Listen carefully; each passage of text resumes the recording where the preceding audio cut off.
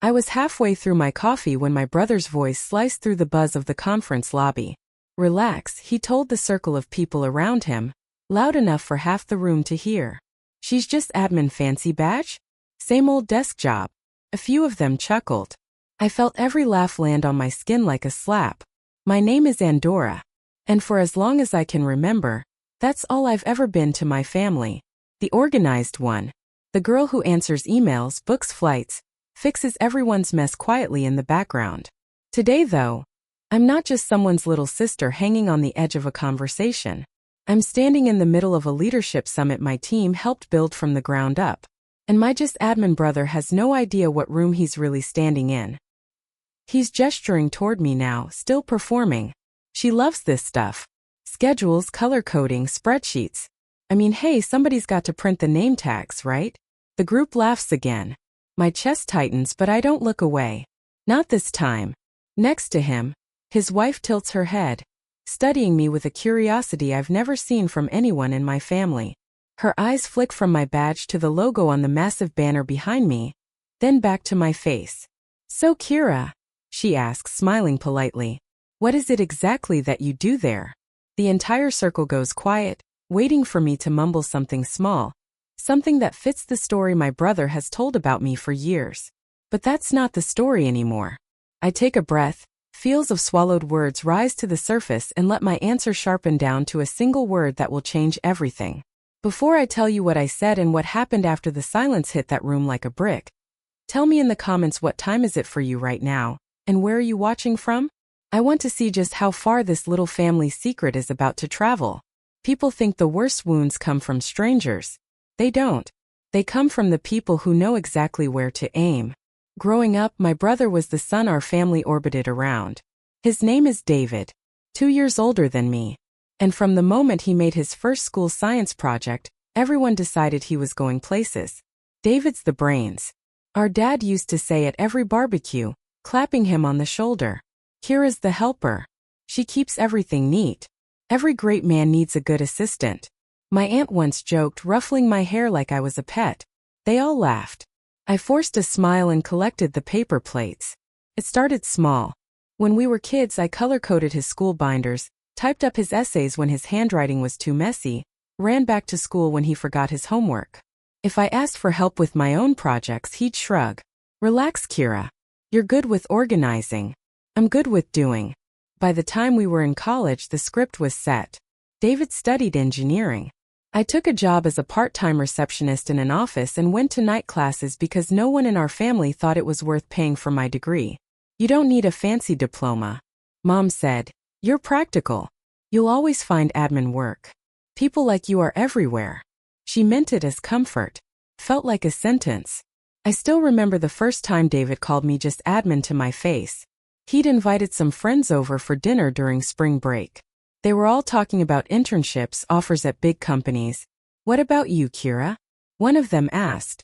Where do you work? I told them about the office where I handled everything from scheduling clients to tracking expenses. It wasn't glamorous, but it kept the place from collapsing. David snorted. She's just admin, he said without looking at me. She keeps the printer from crying. The table erupted in laughter. My parents didn't say a word.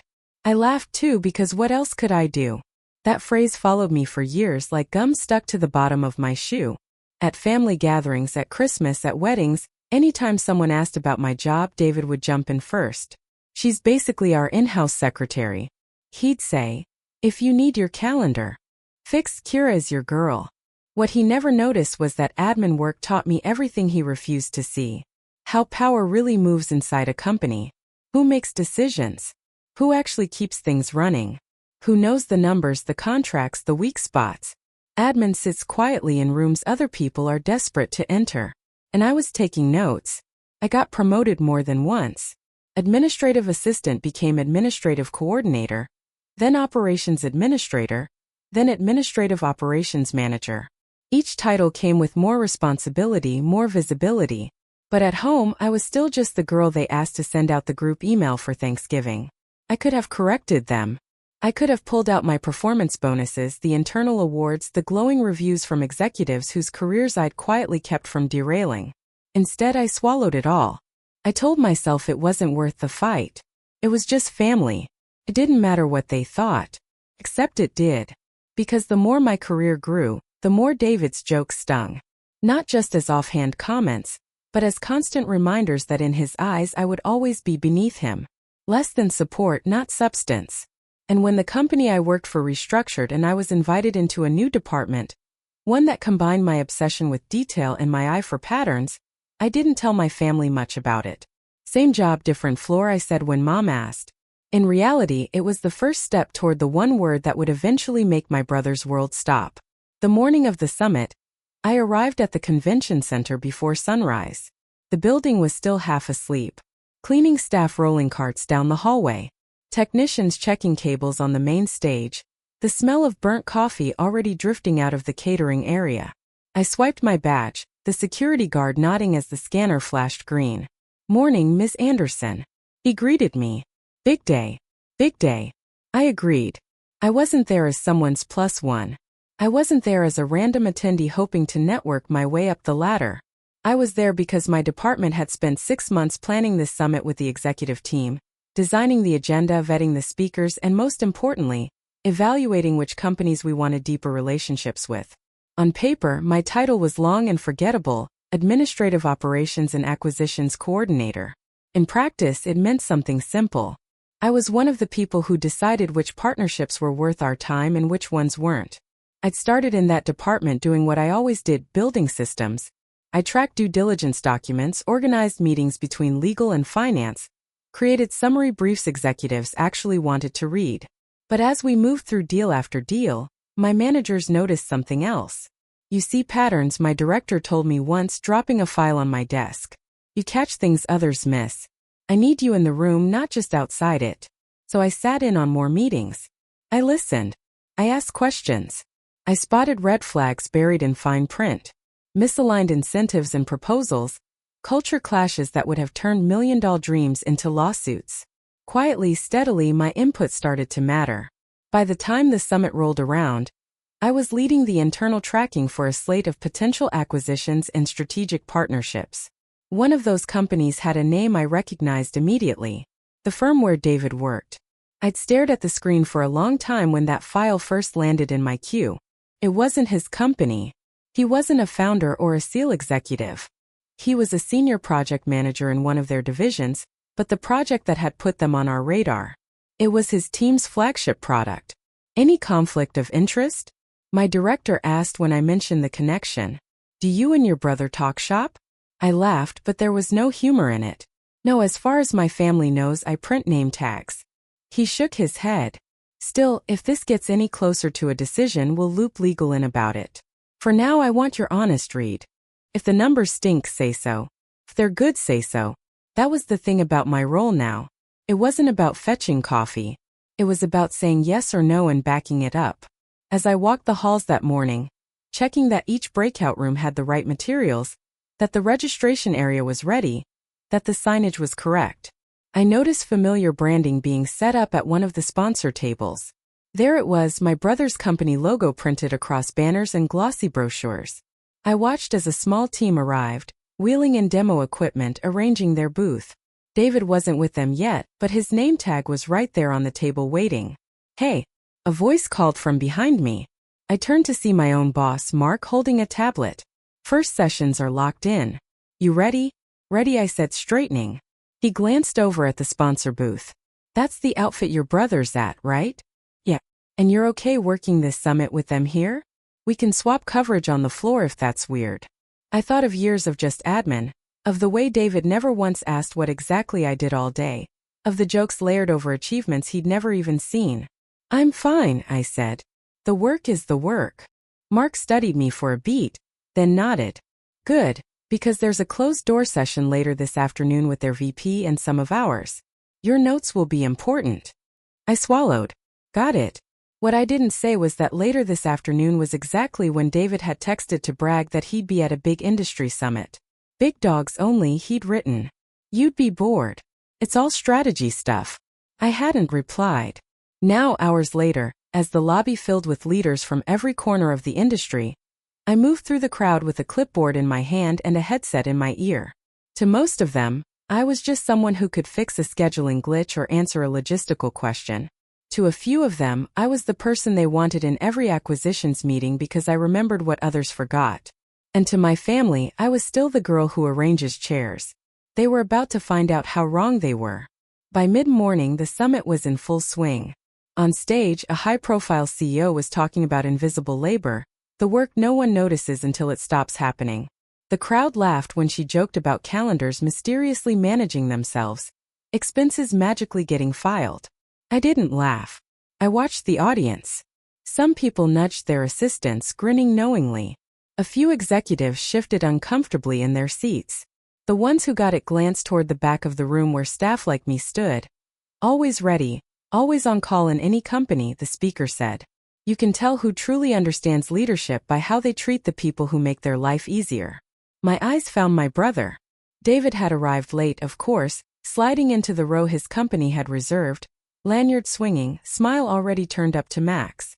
He whispered something to the colleague next to him, both of them smirking. From where I stood, it looked like the joke was about the staff. During the coffee break, the lobby turned into a maze of conversations. Laughter bounced off the high ceilings. Business cards traded hands. People clustered around tall tables, balancing cups and pastries and egos. I was checking in with the AV team when I heard my name, Kira. I turned to see Susan, my sister-in-law, weaving through the crowd. Hey, I said, surprised. You made it. Of course I did, she smiled, slightly out of breath. David wouldn't stop talking about how important this summit is. Plus, I wanted to see you in your natural habitat. She looked around, eyes wide. This is huge. You helped put all this together. Me and a lot of other people, I said, keeping my voice neutral. She gave me a look. I've seen your color-coded spreadsheets, remember? I'm pretty sure you are a lot of other people. That made me laugh, though there was a pinch in it. We chatted for a few minutes, safe topics, how she was doing, whether our parents were still arguing about the Christmas menu in March, until David appeared at her side, draping an arm over her shoulders. There you are, he said to her before glancing at me. Hey little sis, busy running the printer? The old script delivered effortlessly. Something like that, I replied. He didn't notice the way Susan's eyes flickered between us as more people from his company joined. David turned on his performance mode. He introduced Susan to everyone, bragged about a recent project, threw around buzzwords he liked the sound of. At some point someone asked, "Wait, is that your sister? Didn't you say she worked here?" "Yeah," David said, grinning. "She's one of the admin people. You know, the ones who make sure there's coffee and chairs and name tags. She loves it." The group laughed. It wasn't cruel exactly. It was just lazy. An easy joke at someone else's expense. I felt the familiar burn in my throat, the urge to shrink, to disappear behind a pillar and go check on the next breakout room instead of standing here absorbing impact. But over the speaker system, the announcer's voice floated out. Our next session will begin in 10 minutes. Please make your way to the main hall. I remembered what the morning speaker had said about invisible labor, about leadership. I also remember the first time I opened the internal file on David's company and saw the risk assessment notes. I'd flagged concerns not about him. Our reports didn't get that granular, but about patterns in the team's delivery, missed deadlines, overpromises, dependence on one project manager whose name kept popping up, his name. Hey Kira. One of David's colleagues asked me now. Do you get to sit in any of the big kid meetings today, or is it mostly logistics for you? The old me would have laughed it off, made myself smaller, said something like, "Oh no, I'm just here to keep things moving." Instead I smiled faintly. Depends what you mean by big kid. Susan watched me closely. There was a crease between her brows like she was working on a puzzle. Anyway, David cut in, clapping his hands. We should let her get back to her admin magic. If we talked to her too long, the pens might stop refilling themselves. Another round of chuckles. I felt something inside me shift. All the late nights. All the times I'd stayed in the office after everyone left. Not because I was forced to, but because I wanted to understand the deals we were making. All the times my director had asked for my opinion and actually listened. And all the times my own brother hadn't cared enough to ask even once. What exactly do you do there now? Maybe I'd been protecting myself by staying vague. I work in operations. I help with events. It's complicated. Safe answers that gave him room to fill in the blanks with whatever made him comfortable. Maybe it was time to make him uncomfortable. The call for the next session echoed again. People started drifting toward the main hall. David and his group lingered at their high table, finishing their coffees. Susan stayed quiet, her gaze bouncing between David's smirk and my expression. "Come on," David told her, nudging her elbow. "We should grab seats near the front. Got to look important, right?" She didn't move. Instead, she turned to me. "Kira," she said slowly, "I've been meaning to ask you something." The lobby noise seemed to dim around us, like someone was slowly turning down the volume. "You've been different lately," she went on, more confident, "and your emails about this summit sounded like you were running a lot more than coffee orders. So, what is it you actually do here?" The question landed between us like a challenge and a lifeline all at once. David laughed. "Babe, I told you she's admin. She loves that stuff. Schedules, emails, all that behind-the-scenes magic." "Right, Kira?"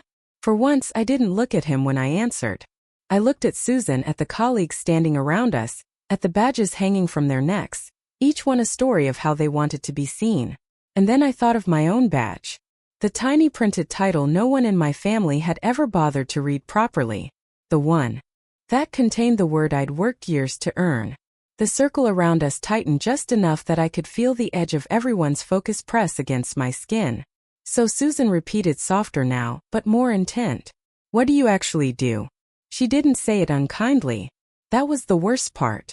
There was no mockery in her voice, only curiosity and maybe a hint of apology for going against the easy version of the story David liked to tell. I could have let him answer for me again. I could have laughed, rolled my eyes, played the role of the long-suffering little sister who just keeps things running. Instead, I placed my coffee cup down on the table and let myself straighten fully, like I was finally standing in my own job description. "I work in acquisitions," I said, one word. It landed with a weight I felt in my bones. The chatter around us didn't just quiet. It stopped. A conversation at the next table trailed off mid-sentence. Someone dropped a stir stick. The tiny clatter absurdly loud in the sudden hush. "Acquisitions?" One of David's colleagues echoed, frowning slightly. I nodded. "Administrative operations and acquisitions. I help evaluate which companies we partner with. Invest in or don't." The last word hung in the air, sharp but calm.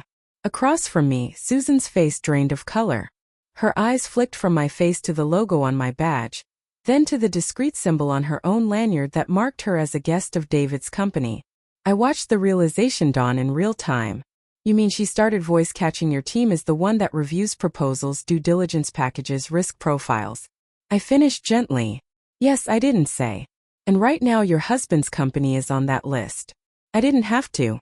One of David's colleagues shifted uncomfortably. "So, you're like part of the group deciding whether to move forward with us?" "I'm part of the group that makes recommendations," I clarified. "Final decisions are above my pay grade, but my analysis matters." Silence again, this time heavier. I could feel David staring at me, but I kept my gaze on Susan a moment longer. She looked stunned, like someone had handed her a puzzle she thought she'd already solved, only to reveal there were hidden pieces all along. "You never said that," she whispered. "No one ever asked," I replied. Finally, I turned to my brother. For the first time in years, he didn't have a smirk ready. His mouth was partly open, as if the joke he'd been about to make had died halfway out. "Wait," he said slowly. "You're telling me you're one of the people deciding if my company gets bought?" "I'm one of the people deciding whether your company even makes it past the serious consideration stage," I said. My tone wasn't cruel. It was simply factual. "I've been tracking your delivery timelines and contract compliance for the last 3 months. His face flushed a deep blotchy red. "You're kidding," he said. "You come on, He stopped himself just in time. I saw the word flash behind his eyes anyway. "Just admin." Only now the room knew better. One of his coworkers cleared his throat. "We've been hoping for positive feedback from your side," he admitted. His voice tentative. "Leadership's pretty anxious about this deal." I tilted my head, letting that sink in. "I've given honest feedback," I said. "That's my job." Susan swallowed hard.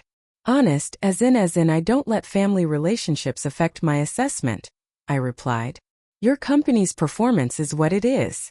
That was when David finally understood exactly where he stood. Not as the forever golden child whose mistakes would be quietly cleaned up by his little sister, but as a name in a spreadsheet, a line in a report, subject to the same scrutiny as everyone else. He looked around the circle, desperate for someone to laugh, to break the tension, to restore the hierarchy where his title made him matter more than mine. No one did. The joke wasn't funny anymore. The speaker system chimed, announcing that the next session was starting. People began to stir, but no one in our little cluster moved. Susan's fingers tightened around her coffee cup. "David," she said quietly, "maybe we should sit down." He didn't respond. His eyes were still locked on me. A storm of anger, shock, and something else swirling behind them. Something that looked an awful lot like fear. Because in that moment he finally realized who I was. Not the kid's sister fetching his forgotten homework. Not the family's default party planner. Not the punchline to his just admin jokes. I was part of the machine that would decide whether the project he built his reputation on lived or died. And for the first time in our lives, he had no control over what I would say next. The rest of the coffee break moved in a blur. People began drifting toward the main hall, but the air around our little circle was still frozen. Susan finally touched David's arm. "We're going to be late," she murmured. "Come on." He blinked like the world had suddenly come back into focus. "Yeah," he muttered. "Right." They walked away with his coworkers, but every few steps he glanced back at me as if the last 10 minutes had rearranged the entire map in his head. In a way they had. I didn't chase him. I didn't apologize. I picked up my clipboard and moved on to the next thing that needed to be done because that's what I've always done. Only this time the next thing wasn't refilling pens or checking microphones. It was a meeting that could change the trajectory of his career.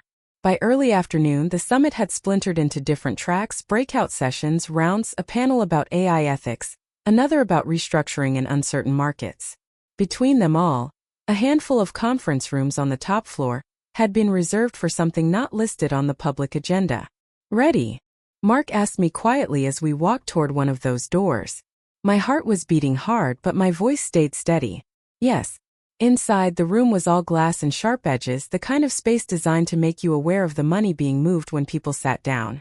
A few of our executives were already there, a legal counsel, someone from finance. The VP from David's company sat on the other side of the table, along with their head of product. David wasn't in the room. This wasn't his level. But his name was printed on one of the documents lying in front of me. "Thanks for joining us," our VP said as we all settled. He nodded in my direction.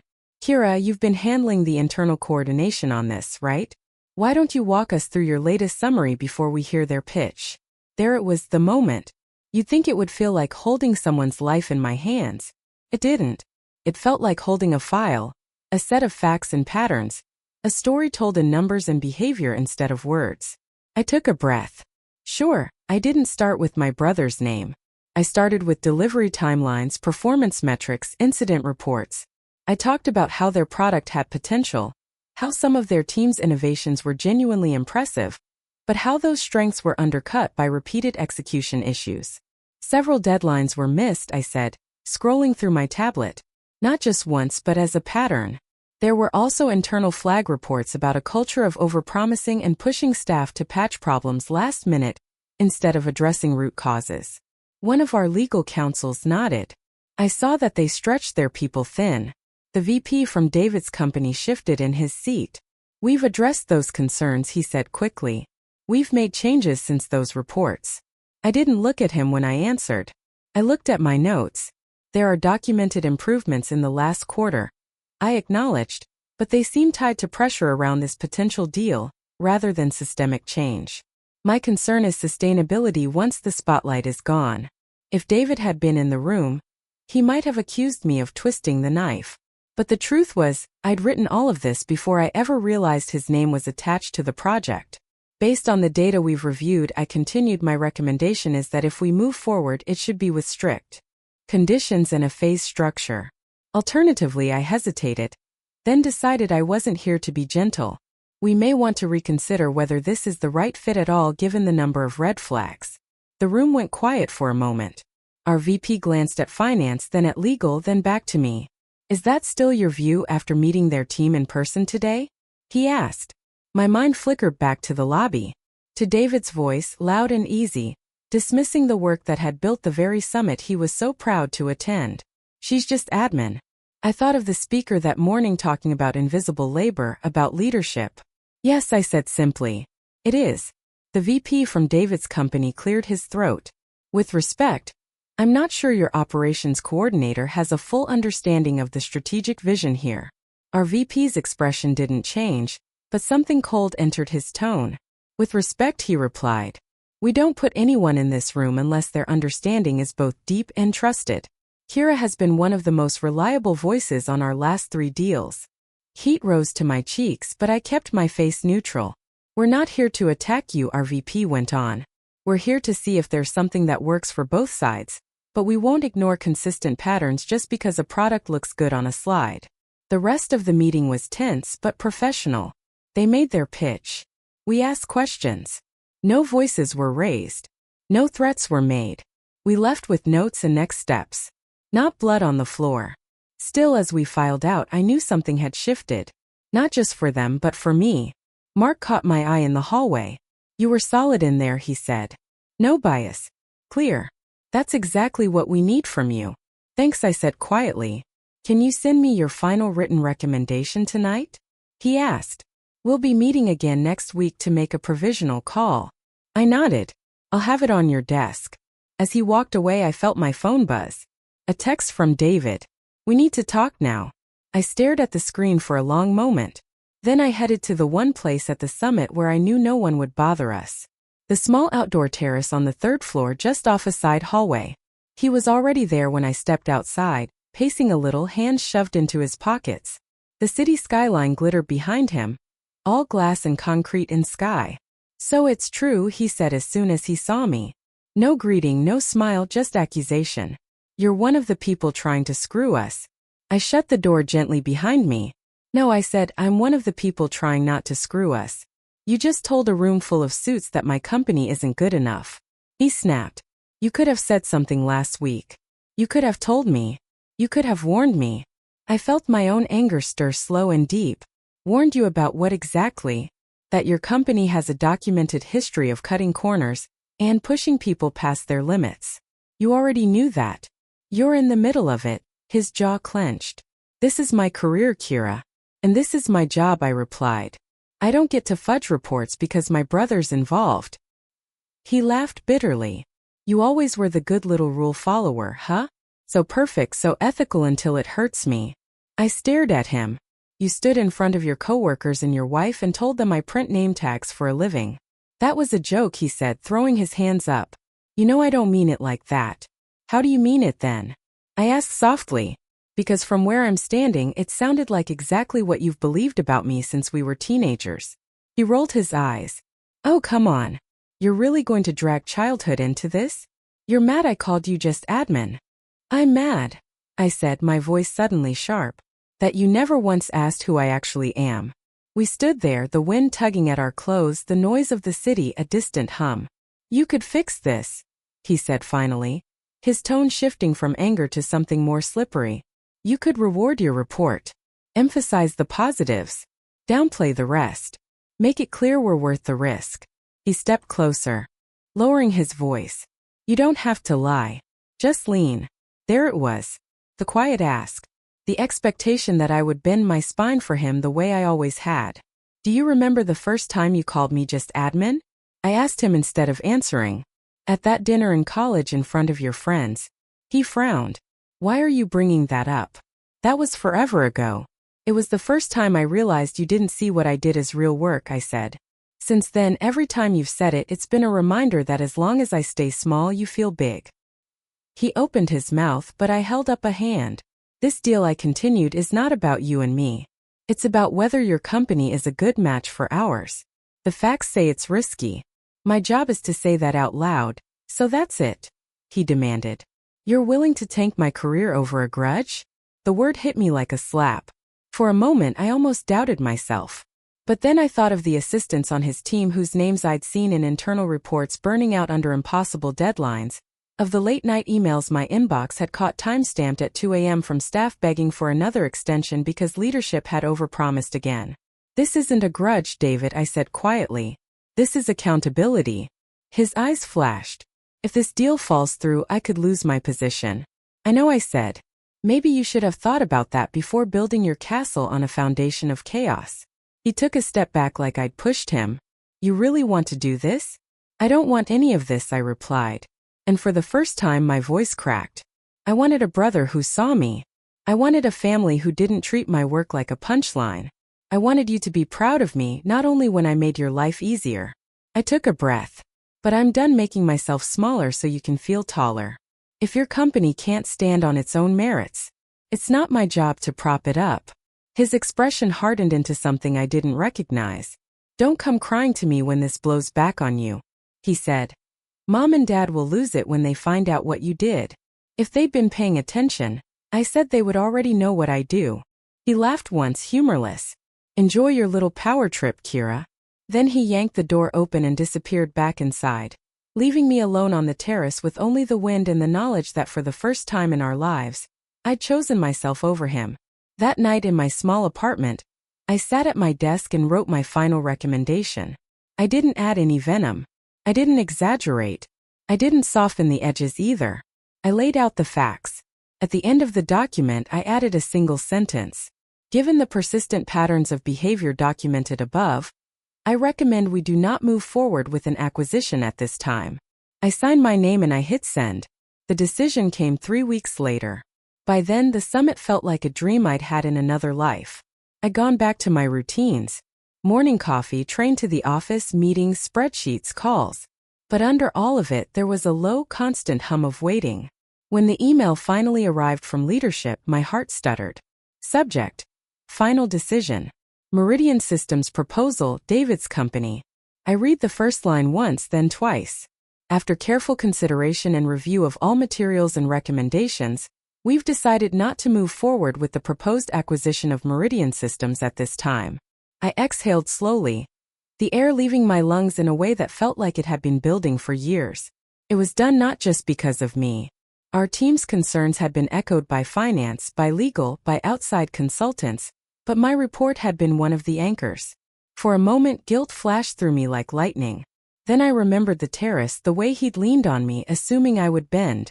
My phone buzzed before I'd fully processed the message. First, a text from Susan. Did you hear about the deal? Then seconds later, a call from my mother. I stared at the screen. For the first time in a long time, I let it ring out. Then I listened to the voicemail. Kira. Mom's voice trembled. Your brother is devastated. He says your company pulled out of the agreement. Can you call me back? We need to understand what happened. He's saying this has your fingerprints on it. Of course he was. I sat there for a long time, phone in my hand, the weight of all the years pressing down on me. All the dinners where my achievements had been skipped over. All the jokes about my little office job. All the extra labor I'd done for free just to be included.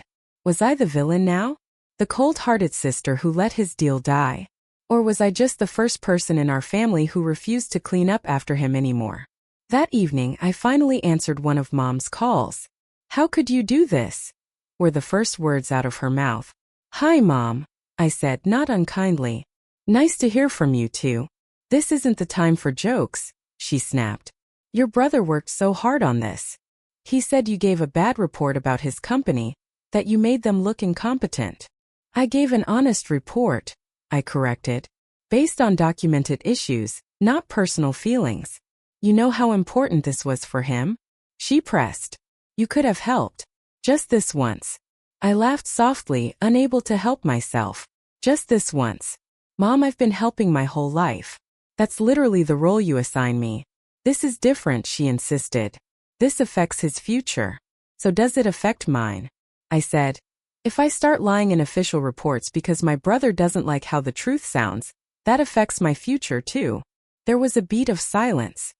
You've changed, she said finally, as if it were an accusation. You used to be so accommodating. Yes, I said. I know. Your brother is in pieces, she went on. He says all his work might be wasted now. His bosses are furious. That's between him and his bosses. I replied. Not him and me. Families should protect each other.